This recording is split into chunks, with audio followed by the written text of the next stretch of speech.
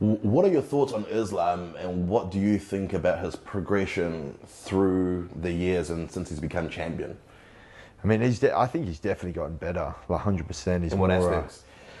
all round, like definitely the striking for sure. yeah. Like he's Better striking than Khabib, I think. More Yeah. cleaner striking than Khabib. more weapons. JDM just stirred the MMA world again, breaking down Islam Makhachev's style with the kind of confidence you only hear from someone who truly believes he can keep the belt with him. With their showdown just around the corner, Jack Della Maddalena is laying out exactly how he sees the champ operate and what makes Islam dangerous. As fight night gets closer, his message is clear. He's studying every detail and he's coming in well prepared for it. He will go all the way, but look at him now. I think you're going to do some great things in this division. It needs it, though. That's the thing. Yeah. Even for me, the fact that they give you Islam straight away, I was thinking, is that disrespectful? But I said, nah, I won't say it's disrespectful. They just respect Islam and they want to give him a shot Yeah.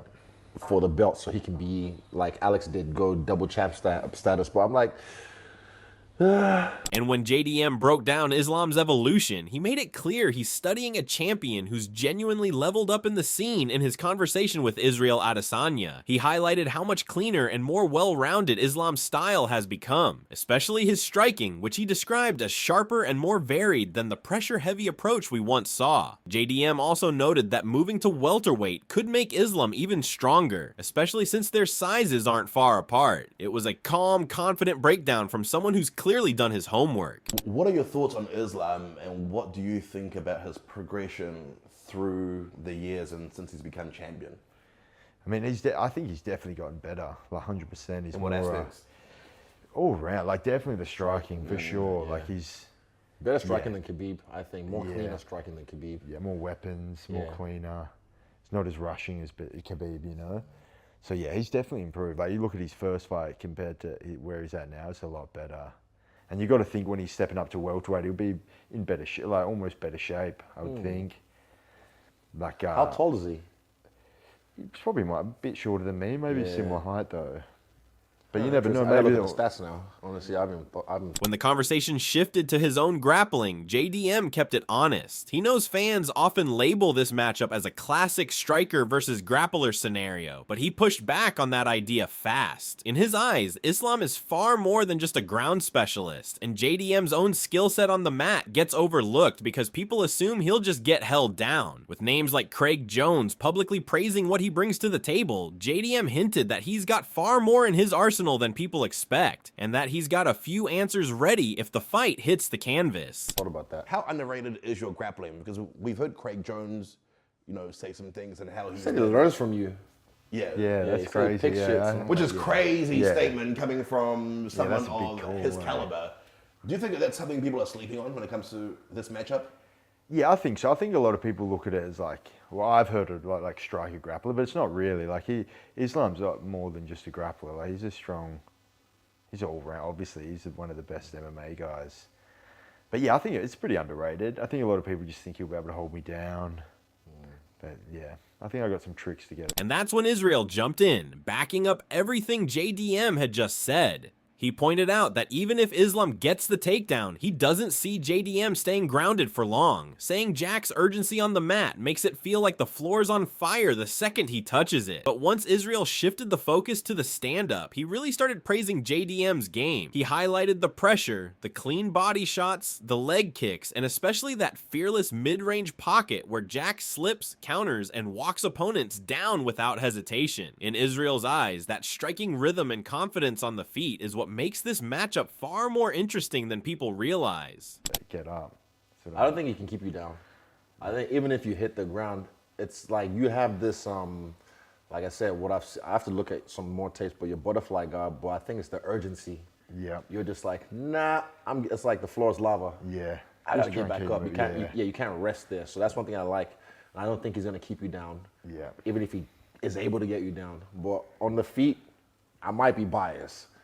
But I love them things, these things. And again, you throw some leg kicks, but for me, it's just a body shot. And the way you stalk people, there's a moment, it's just like there's a distance you're at, and then when you get to mid-range and you kind of get like, you're not scared to get hit, or slip a punch to rip one back. Yep. You know what I mean? So there's that bit I like when you start to bang. And that's when they both doubled down on the point. He and JDM broke down exactly why Islam is so crushing on top most fighters freeze for a heartbeat, and that's all he needs to chain the next step and bury you. Jack made it clear he never gives him that pause, constantly shifting and scrambling the moment he hits the mat, and Izzy backed him completely, pointing to how Volk stayed multiple steps ahead with sharp hooks and constant movement. In his eyes, Jack carries that same urgency, enough that even if Islam drags him down, keeping him there won't be as simple as people think. Gets on top, like when Islam gets on top, a lot of guys just stop moving and they sort of take the time, and that, like, when you take that time, he's already onto the next bit and he's like pushing you down, and then,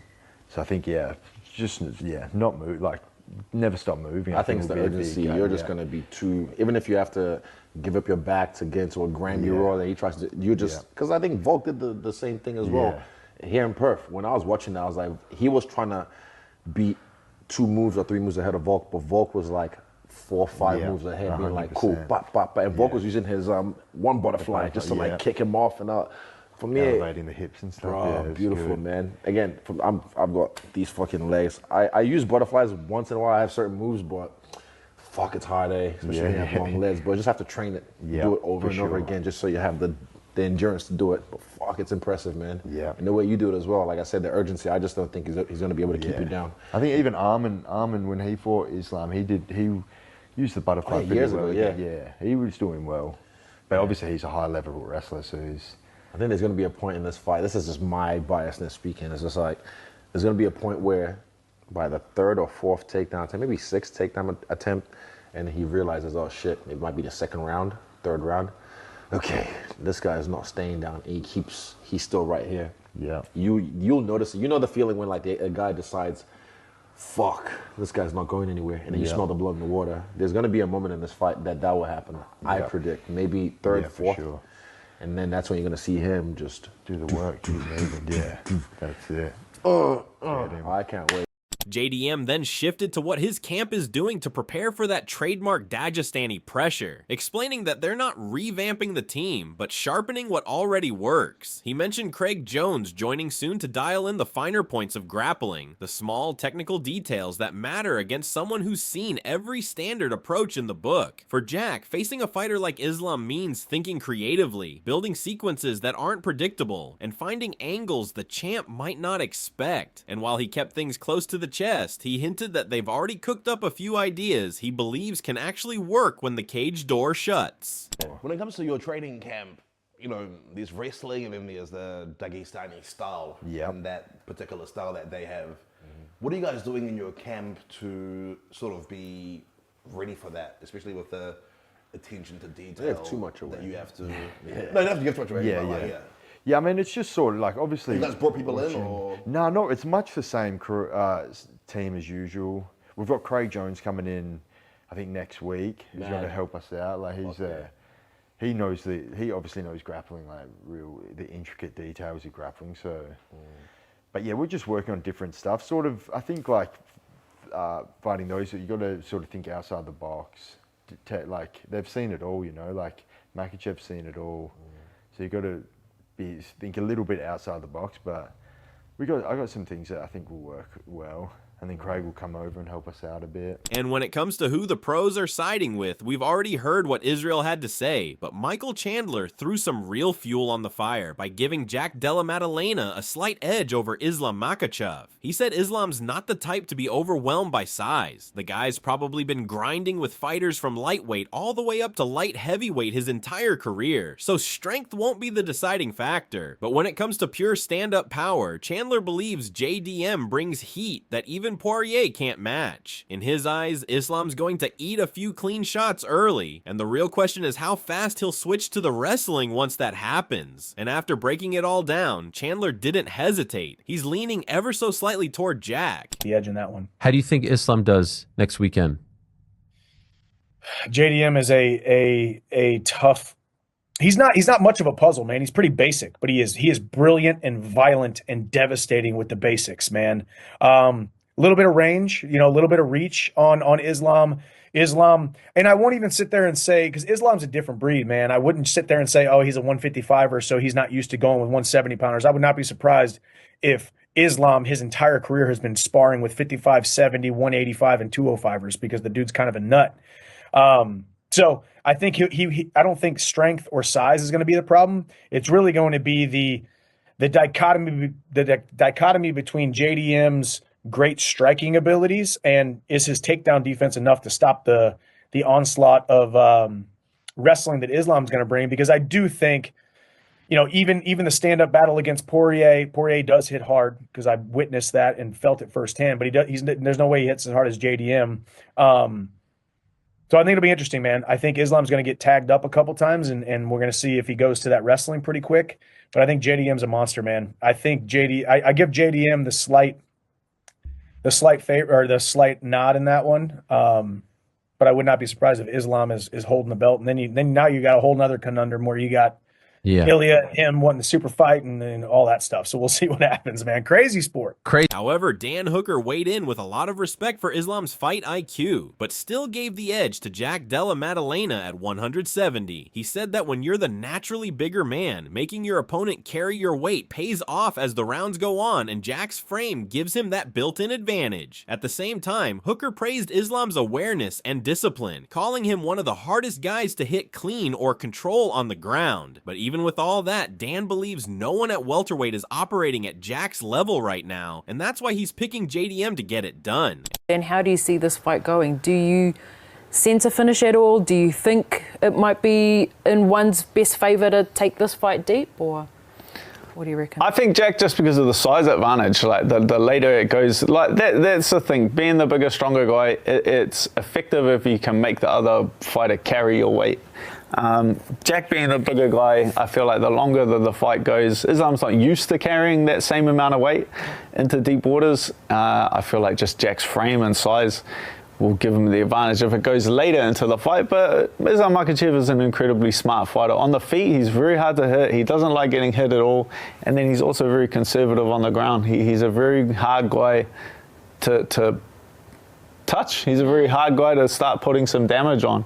But Jack Della, I feel like there's no one better than him right now at welterweight, and I see him winning this fight. And Jeff Neal added his own perspective right after, saying he's heard all the stories about how absurdly strong Islam feels at 155, and is genuinely curious to see how that translates when he steps in with true welterweights. He joked that he hopes Jack's been tightening up the wrestling defense and putting in the hours in the weight room because nobody in the division wants to see a lightweight march in and walk out with their belt. And when it came time to pick a side, Neal ultimately leaned toward JDM, saying the division needs its champion to hold the line at 170. We will see, because I've heard Islam's strong as shit. Like, especially like when he's fighting 155, people like always talk about how strong he is for the weight class.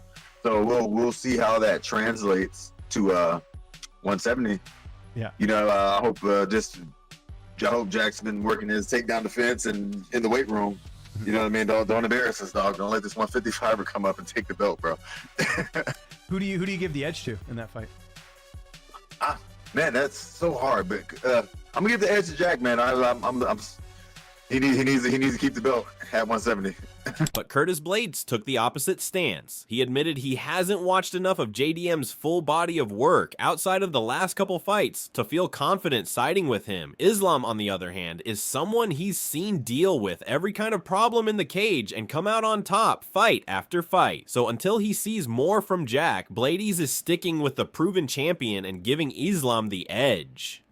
I don't know. I haven't seen enough of JDM. I haven't seen enough of his fights. I've seen his last two, but I haven't seen enough. I'm still going to lean towards Islam just because I've seen him handle all issues, and he's had high levels of.